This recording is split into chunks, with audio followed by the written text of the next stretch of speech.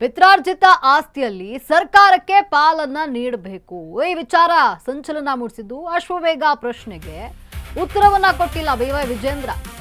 ನೋಡಿ, ಪಿತ್ರಾರ್ಜಿತ ಆಸ್ತಿಯಲ್ಲಿ ಸರ್ಕಾರಕ್ಕೆ ಪಾಲು ಈ ವಿಚಾರ ಈಗ ಎಲ್ಲ ಕಡೆ ಚರ್ಚೆ ಆಗ್ತಿದೆ, ಸಂಚಲನ ಮೂಡಿಸಿದೆ. ಆದ್ರೆ ಅಶ್ವವೇಗ ಕೇಳಿದಂತಹ ಪ್ರಶ್ನೆಗೆ ಇಲ್ಲಿ ಬಿವೈ ವಿಜೇಂದ್ರ ಉತ್ತರವನ್ನ ನೀಡಿಲ್ಲ. ಪದೇ ಪದೇ ಪ್ರಶ್ನೆ ಮಾಡಿದ್ರೂ ಕೂಡ ಉತ್ತರಿಸದೆ ಬಿಜೆಪಿ ರಾಜ್ಯಾಧ್ಯಕ್ಷ ಹಾಗೆ ತೆರಳಿದ್ದಾರೆ. ಪ್ರಶ್ನೆ ಕೇಳಿದ ಕೂಡಲೇ ಸರಸರನೆ ಹೊರಟು ಬಿಟ್ಟಿದ್ದಾರೆ ವಿಜೇಂದ್ರ. ನಾನು ಈ ವಿಚಾರವಾಗಿ ಮಾತನಾಡಲ್ಲ, ನೋ ಕಮೆಂಟ್ಸ್ ಪ್ಲೀಸ್ ಅಂತ ಹೇಳಿ ಅಲ್ಲಿಂದ ಹೊರಟಿದ್ದಾರೆ. ಈ ಬಗ್ಗೆ ಯಾವುದೇ ರಿಯಾಕ್ಟ್ ಅನ್ನ ಮಾಡಿಲ್ಲ ಅವರು.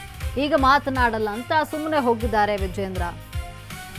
ಏನು ರಾಜ್ಯ ಸರ್ಕಾರ ಏನು ಹೊಸ ನಿಯಮವನ್ನು ತರಲು ಮುಂದಾಗ್ತಾ ಇದೆ. ಪಿತ್ರಾರ್ಜಿತ ಆಸ್ತಿಯಲ್ಲಿ ಸರ್ಕಾರಕ್ಕೆ ಪಾಲು ಕೊಡಬೇಕು. 2000 ಚದರ ಮೀಟರ್ಗಿಂತ ಹೆಚ್ಚು ಆಸ್ತಿ ಇದ್ದು ಅದನ್ನು ಪಾಲು ತೆಗೆದುಕೊಳ್ಬೇಕಾದ್ರೆ ಅದರಲ್ಲಿ 45% ಸರ್ಕಾರಕ್ಕೆ ಕೊಟ್ಟು ಉಳಿದಂಥದ್ರಲ್ಲಿ ನೀವು ಪಾಲನ್ನು ತೆಗೆದುಕೊಳ್ಬೇಕಾಗುತ್ತೆ. ಈ ಒಂದು ರೂಲ್ಸ್ ಅನ್ನು ತರಲು ರಾಜ್ಯ ಸರ್ಕಾರ ಮುಂದಾಗ್ತಾ ಇದೆ.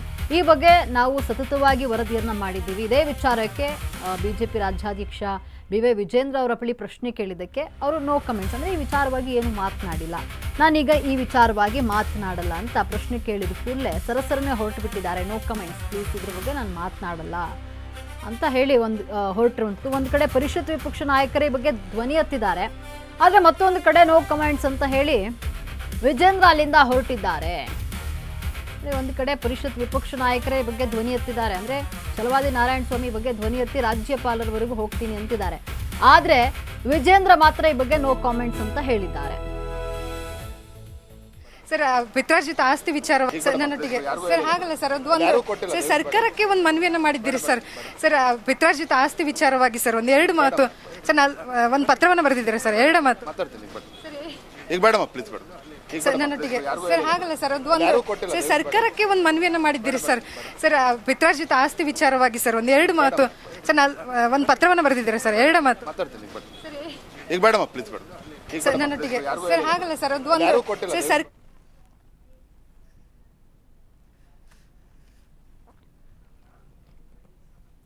ಈ ಬಗ್ಗೆ ಮತ್ತಷ್ಟು ಮಾಹಿತಿಯನ್ನು ನೀಡಲು ನಮ್ಮ ಪ್ರತಿನಿಧಿ ಲಕ್ಷ್ಮೀ ಬಾಗಲಕೋಟೆ ದೂರವಾಣಿ ಸಂಪರ್ಕದಲ್ಲಿದ್ದಾರೆ. ಲಕ್ಷ್ಮಿ, ಏನು ನೋಡಿ, ಈಗ ಪಿತ್ರಾರ್ಜಿತ ಆಸ್ತಿ ವಿಚಾರಕ್ಕೆ ಸಂಬಂಧಪಟ್ಟಂತೆ ನಾವು ಸಾಕಷ್ಟು ಸುದ್ದಿಯನ್ನ ಮಾಡಿದ್ವಿ. ಈ ವಿಚಾರವಾಗಿ ಛಲವಾದಿ ನಾರಾಯಣ ಸ್ವಾಮಿ ಅವರು ಧ್ವನಿ ಕೂಡಿಸಿದ್ದಾರೆ.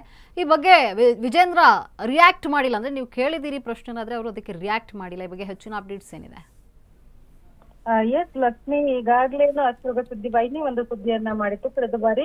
ಏನು ಅಂತಂದ್ರೆ ಪಿತ್ರಾರ್ಜಿತ ಆಸ್ತಿಯನ್ನ ಆಸ್ತಿ ಭಾಗದಲ್ಲಿ 45% ಅಷ್ಟು ಸರ್ಕಾರಕ್ಕೆ ನೀಡಬೇಕು ಅನ್ನುವಂತಹ ವಿಚಾರವಾಗಿ ಸಾಕಷ್ಟು ಧ್ವನಿಗಳು ಸಹ ಕೇಳಿ ಬರ್ತಾ ಇತ್ತು. ಆದ್ರೆ ಯಾರು ಸಹ ಇದರ ಕುರಿತಾಗಿ ಮಾತನಾಡೋದಕ್ಕೆ ಮುಂದಾಗಿರ್ಲಿಲ್ಲ. ಆದ್ರೆ ಇದನ್ನ ಗಮನಿಸಿರುವಂತಹ ಛಲವಾದಿ ನಾರಾಯಣ ಸ್ವಾಮಿ ಆಗಿರಬಹುದು, ಜೊತೆಗೆ ವಿಜೇಂದ್ರ ಅವರು ಸಹ ಸರ್ಕಾರಕ್ಕೆ ಒಂದು ರೀತಿಯಲ್ಲಿ ಅಂದ್ರೆ ರಾಜ್ಯಪಾಲರಿಗೆ ಪತ್ರವನ್ನ ಬರೆದಿದ್ದಾರೆ ಬಿಜೆಪಿ ಕಡೆಯಿಂದ ಅನ್ನುವಂತಹ ಮಾಹಿತಿ ಆಗಿತ್ತು.